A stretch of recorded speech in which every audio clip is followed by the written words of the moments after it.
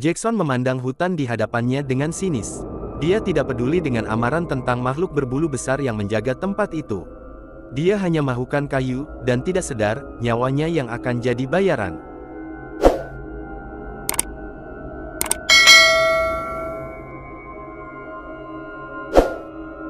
Jackson ialah seorang pemuda yang keras kepala dan sombong. Dia tidak pernah menghormati ibu bapaknya. Baginya, orang tua hanya tahu mengomel tanpa sebab. Ketika ibunya sering menasihatinya tentang pentingnya menghormati alam dan orang lain, Jackson hanya mentertawakannya. Suatu hari, ayahnya, Pak Samad, memberi amaran keras, jangan sekali-kali masuk ke hutan di belakang kampung. Ada sesuatu di sana yang bukan untuk manusia. Namun, Jackson hanya menganggap itu cerita karut untuk menakutkan budak-budak. Dia telah lama merancang untuk memasuki hutan itu, memotong beberapa pokok besar, dan menjual kayu-kayu itu di bandar untuk uang. Pada suatu petang yang suram, Jackson mengambil kapak dan beg galasnya, lalu melangkah masuk ke dalam hutan terlarang itu. Semakin jauh dia berjalan, semakin sunyi suasana di sekelilingnya. Cahaya matahari yang tadi masih kelihatan kini terhalang oleh dahan-dahan pokok yang menjulang tinggi. Apa yang nak ditakutkan sangat? Jackson berkata kepada dirinya sendiri sambil memandang pokok-pokok yang besar. Dia tersenyum lebar. Kalau aku dapat jual kayu-kayu ini, aku boleh jadi kaya. Dia mengangkat kapaknya, lalu memotong dahan pokok pertama. Kraak, bunyi kapaknya memecah kesunyian hutan, tetapi seolah-olah suara itu menggema lebih jauh, seperti membangkitkan sesuatu. Tiba-tiba, angin bertiup kuat, dan bisikan-bisikan halus mula kedengaran dari segala arah. Namun, Jackson mengabaikannya. Dia terus memotong beberapa dahan lagi, membayangkan uang yang bakal dia dapat.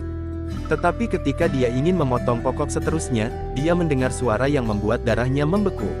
Manusia, apa yang kau lakukan di sini? Jackson berpaling dan melihat sesosok makhluk yang besar berbulu lebat, dengan mata merah yang bersinar di kegelapan. Tubuhnya seperti gabungan manusia dan haiwan, dan setiap langkahnya membuat tanah bergetar. Siapa kau? Jackson bertanya, suaranya tersekat di kerongkong. Aku penjaga hutan ini. Kau telah melanggar perjanjian kuno. Tiada seorang pun manusia dibenarkan mencemari tempat ini. Suara makhluk itu bergema, seperti guntur yang menggetarkan seluruh tubuh Jackson. Jackson coba lari, tetapi akar-akar pokok seperti hidup, membelit kakinya sehingga dia terjatuh. Genderuwo itu mendekat dengan senyuman yang menyeramkan. Aku boleh melepaskan kau, tetapi kau harus membayar dengan sesuatu yang berharga. Jackson, yang panik dan ketakutan, segera menjawab, ambillah apa saja. Aku tak peduli. Makhluk itu ketawa kecil, lalu berkata, kau telah membuat pilihanmu. Kau akan tahu nanti. Kemudian, ia hilang begitu saja, meninggalkan Jackson di tengah hutan yang semakin gelap.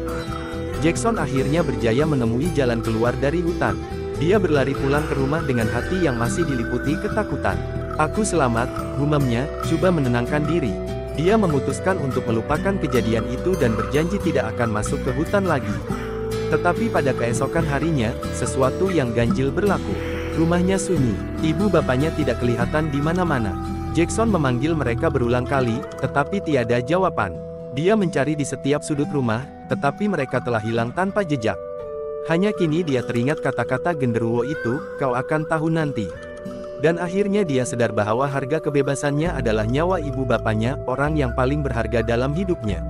Malam itu, ketika Jackson duduk sendirian di rumah, dia mendengar suara tawa yang berat dan menyeramkan. Dia melihat keluar tingkap dan melihat bayangan besar dengan mata merah menyala. Genderuwo itu kembali.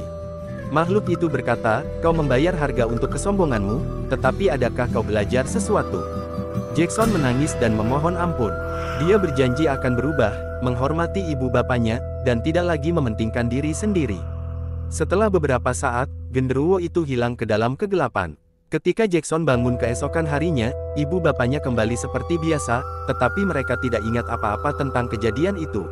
Walau bagaimanapun, Jackson kini berubah sepenuhnya.